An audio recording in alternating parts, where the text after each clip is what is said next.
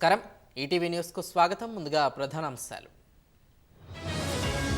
Russia సైన్యంలో భారతీయులపై విదేశాంగ శాఖ ప్రకటన.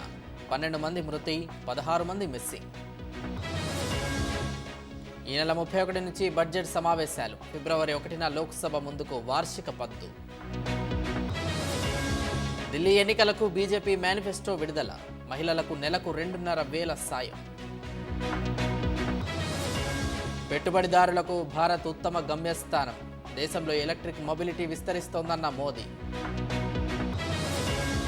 వైద్యురాలిపై అత్యాచార కేసులో రేపు కోర్టు తీర్పు. దర్యాప్తు అసంపూర్ణమన్న బాధితురాలి తల్లిదండ్రులు.